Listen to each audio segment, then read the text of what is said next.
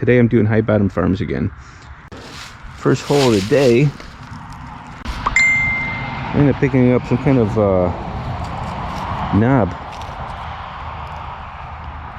Could have went to an old tractor or anything. You remember the last time I was here, I worked where the dog area was. I'm going to work this section here. Try to do front of the house and around. I didn't find any toys yet. It'd be nice to find some old Tootsies if I could.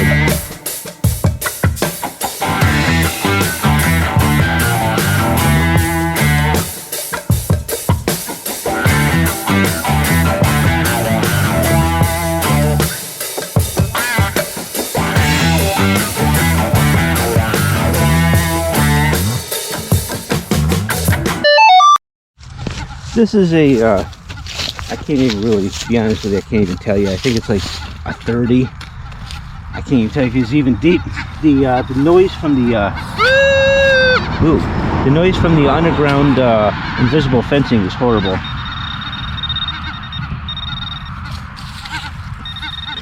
So this general area is going to just be rough to tell you what it is.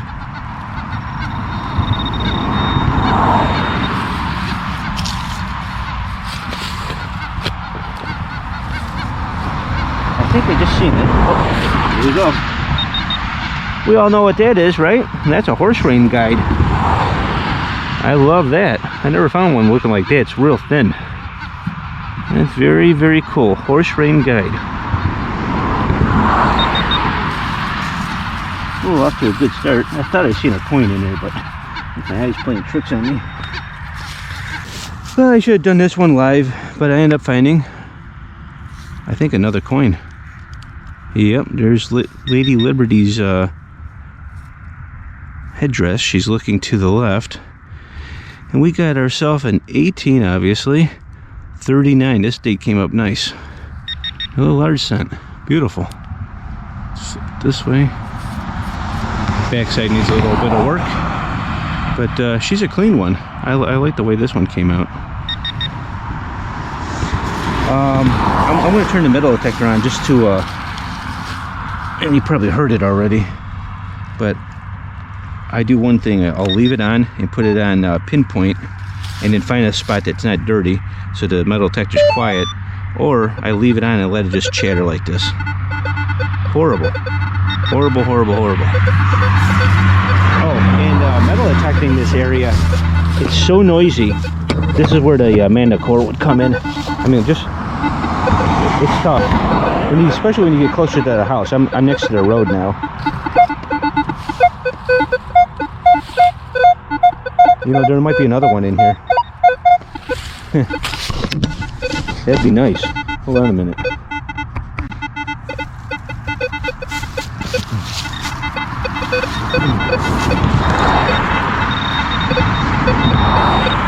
It's right there. Whatever it is.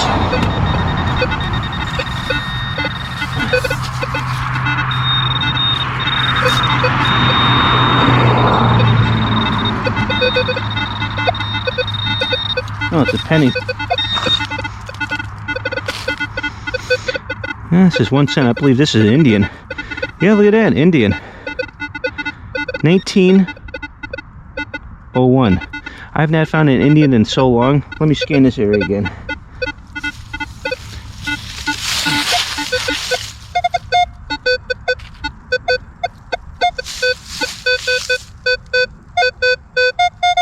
Sounds like there's something right here.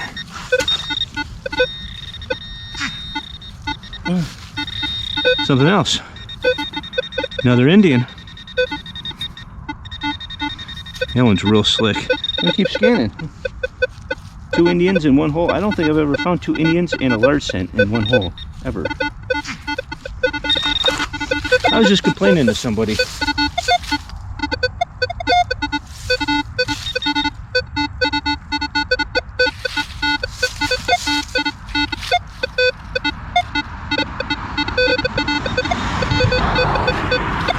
It's so noisy.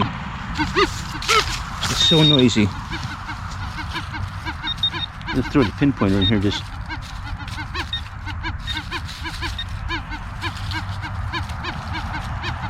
I think it's all my luck. 3 pennies, 2 of them an Indian and 1 a large cent. That's interesting. I like that.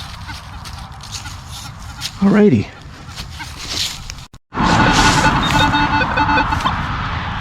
This is another high tone. I can't tell you how deep it is or anything like that. Just the metal detector's gone wonky.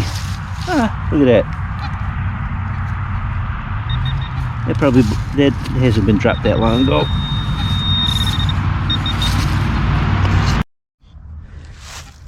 Alright, I dug this one up. I didn't do it live. My metal detector's acting funny and it's just driving me crazy. But I did find my first toy. Look at that. It's a motorcycle. I found one similar like this a long time ago with Mikey. We were in Lyons, New York, and just cruising around, and some guy said, yeah, come do our property. That's a kickstand right there. Looks like it's still good. Nice little motorcycle. Alright, let me keep going. I'll probably end up doing more live digs, but it's just I'm waiting for him to come back. I'd like to go back home. I'm only 2 miles down the street from this guy. Go down there, pick up my drink, and bring the Manticore. I want to hit this with the Manticore in the front. It is so bad. I'm gonna give you a small sample. Right now I got an all metal, or not all metal, but the pinpointer just to keep the sound off. This is what I got to deal with. This whole area here, absolutely horrid. I don't think the Manticore will do this. The Manticore eliminate all this. It's bad. Horrible, horrible, horrible. Wasn't like that when I was back there. Not this bad. I mean, you really have to, like any low tones, like if you're looking for gold, you ain't gonna do it now like this. This is absolute god awful. And high tones, you can kind of like hear it popping through. It's real difficult. Absolute bad. This one's semi-deep. It's showing up at 75 on the Manticore.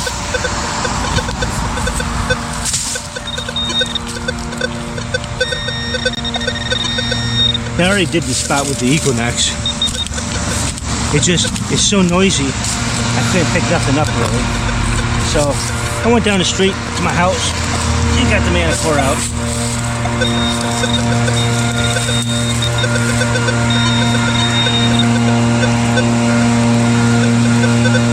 Got a penny spill. That's a weedy. And that's a weedy. See if we can find years on them. See, the Equinox would have missed that. 1930.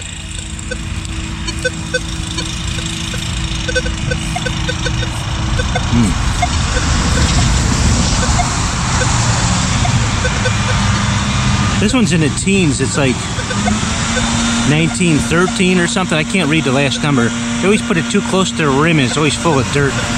But anyhow, penny spill. Let's see if there's any more. We got a leaf blower next to me now. I'm next to the expressway, so I got all sorts of noise.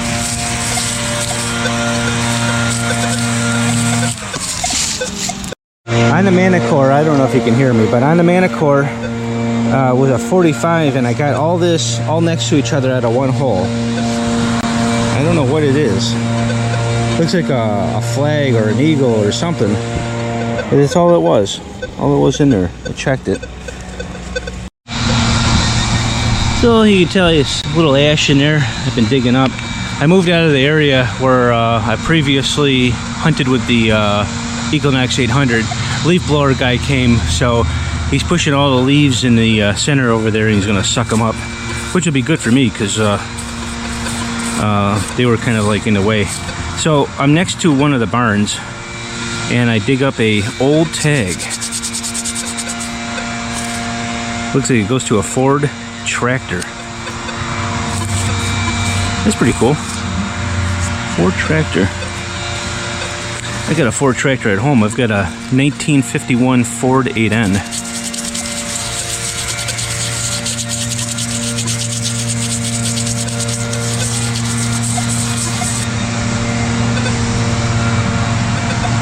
Yeah, I don't really know much what this is. I'm gonna have to clean up with some water and be gentle with it. I don't know if it was like one of the security tags or what. Interesting. Well, I'm next to the driveway here. See the goats? Nah. Nah. He's not impressed. He does a lot of sneezing. But anyhow, the next object I found is a Model T retaining valve stem nut. Right next to the side of the driveway. I've been doing this area and it hasn't been yielding much ever since I hit the one side of the driveway over there. Probably going to start working around the house now. Do a little bit more here and go to the house. Hopefully I can use the 800 again. I like using 800 better than the Manticore. But the Manticore feels nicer. I don't know how to explain it, but the lawnmower guy's still here. He hasn't cleaned this area up, but he's cleaned that over there up. I'm just cutting through, and I noticed something with the Manticore is it likes to swing faster than slower in a chirpy area. So I might go like a bandit and swing like crazy and see if I can get more chirps, because I end up pulling this up, and if you look, you're probably like, what the heck is that crap? This is a buggy brake. Kind of looks like an oversized thimble. But see how it was pushed in right here and worn out here? It would have been part of an old buggy brake. That's another cool relic. So I'm going to swing real fast through here again. I was working slow, but when I was walking back, I was just running. And bam, I ended up pulling that up. So I tested the Manticore out, and I went over it slow. And it sounded like trash, but when I went over it fast, it locked into the signal. So this sure sounds like a coin.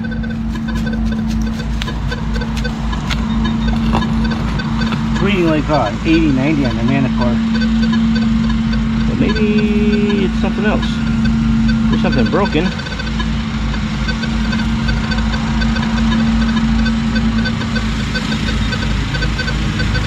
I don't know. Maybe a latch off of a window, gun part, I don't know. Let me rescan the hole.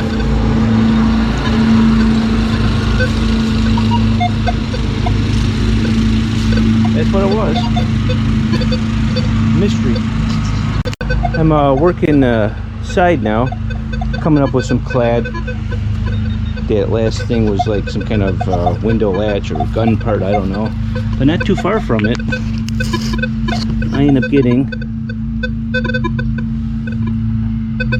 a Hot Wheels, maybe? It's a Mercedes-Benz, made in Hong Kong. So this is not a Lenzy. It's an older vehicle, but it's pretty cool. I do like my toys. Almost looks like the door's open on these. I'll have to find out when I get home. I don't, maybe not. This might be really well detailed, but that's a pretty cool looking car. Definitely. Keep it moving. Daylight's it's getting close to fall time, or it is fall time. Summer's over. And we're losing daylight. See all the leaves, fall time, the trees. Oh, this traffic's horrible. I'm gonna go home with a headache.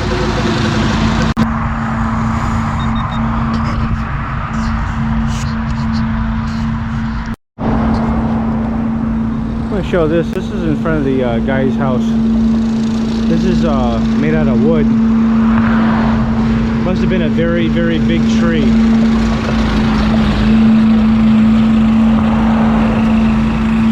The gun is, I would have to say, twice the size of a normal gun. And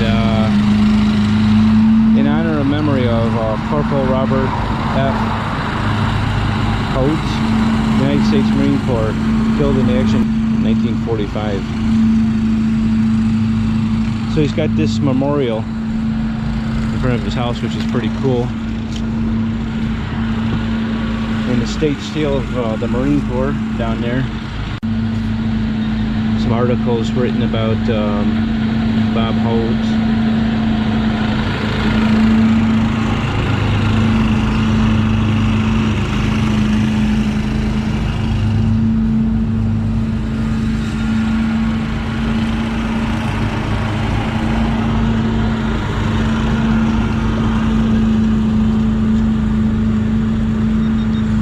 put that in there. Still got more to do. I did a lot of the front yard here and it didn't yield much, and it gets real noisy in this section here. So hopefully I'm going to work this side property and pick up a few more relics. Probably call it a day and then come back when it's less noisy. It's still kind of hard to do live digs, but I end up pulling up another weedy. Hope some of these are early because I need to fill my weedy book. I don't know what that one says, can't read it. I'm working this half of the yard now, and I'll probably end up calling it quits. And he wants me to do that field back there.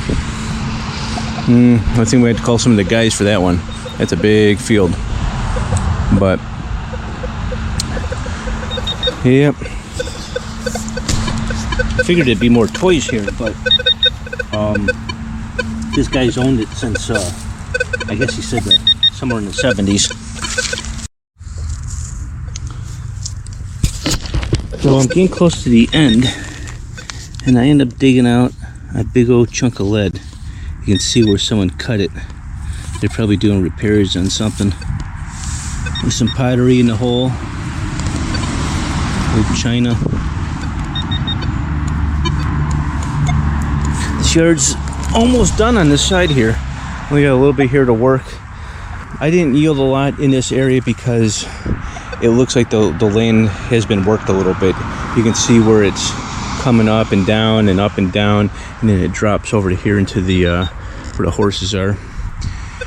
There's also drainage that goes all the way around, and there's actually stacks that stick up out of the lawn just a little bit. You won't be able to see them unless I get close to them.